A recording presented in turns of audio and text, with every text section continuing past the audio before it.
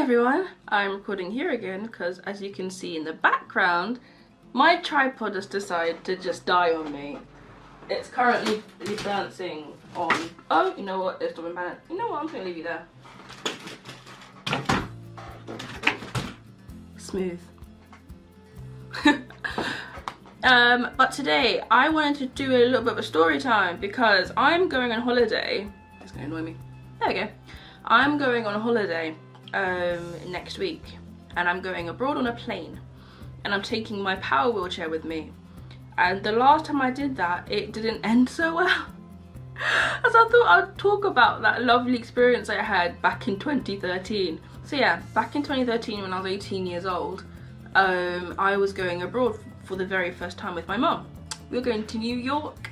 I was very excited about it because I spent the last year and a half before then noting down every restaurant, cafe, bakery, food truck, food store, pop-up that I wanted to eat at basically when I was in New York. Like, I went in, like I was researching for days. And because I was going with my mum and not my dad, my mum wasn't going to be able to push me around New York in my manual wheelchair. Because I'm not a light girl, like I ain't tiny, you know, I got some body on me. So my mum and I decided to do best to take my power chair with me. But we had never done that before, and it was a bit of a new territory for us. My old chair, Old Blue. I called her Old Blue because I've had that chair for about 10 years at the time. And she did like a blue rim around the edges, so I called her Old Blue. I know, very creative. That chair at that time was having loads of issues, like I mean tons. It had gotten to a point where it was kind of just dying out on me. I think old age finally got to her and she wasn't taking it very well. Like if I drove up a hill, she would cut out on me. If I was carrying too heavy of a bag, she would cut out on me. If I was crossing the road and I didn't go quick enough, she would cut out on me, and I'll be stuck in the road with cars honking at me. I'm like, please don't hit me, I'm an innocent girl. I want to live. So I wasn't sure about taking her abroad anyways, but I called the NHS that funded the chair for me, and I told the service provider, and they were like, there's nothing we can do unless the chair actually kaputs and dies on me. And I was like, well, that's not worrying at all. So they couldn't do anything, and I had already booked the holiday at this point. I booked it about 10 months, 12 months in advance before then. So I was stuck with it and stuck with her. So me and Old Blue. That's gonna get annoying after a while, isn't it? Oh well, we got onto the plane and it was all good. We got to New York safely. My chair didn't die, it didn't break, it wasn't damaged by Virgin Airlines. Thank you, Virgin. The problem came 5 days later when I went to plug my chair in, as I usually did. It was doing the cutting out thing again, and it had previously just like gave up on me halfway down Wall Street, and my mum had to push me up Wall Street to get to our hotel, and thankfully some very nice New Yorkers actually helped my mum push a little bit. Don't know why they say New Yorkers are mean. That guy was really sweet and helped us out. So we thought, okay, plug it in and we'll figure out what's going wrong, because I was checking the manual and it said if you plug in the chair, it will tell you a number of flashes to let you know what the issue is. Okay, we'll plug it in and see what happened. And then my chair exploded.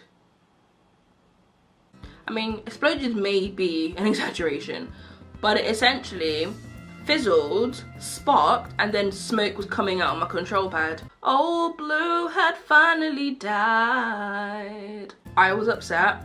I had no way of getting around New York because disabled. I needed that thing. So basically we ended up renting out a chair from a company in New York, and it was from, I don't even know what company. I know it cost us like $200 to $300 to hire a wheelchair out for 10 days because we're there for 2 weeks. And that's why if you look at any of my holiday photos, after a certain point the chair just changed to some random hunky grey red thing.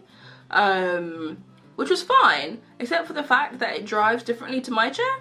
So I have a chair that when you turn, the front wheels turn.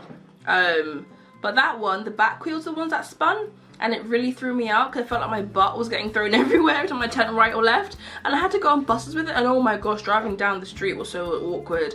Like, oh, it was a weird 2 weeks, but I was so scared for the journey home, you don't understand. Oh, can I take this on a plane? I mean, it's not fizzing anymore, or sparking, or smoking. It's just broken.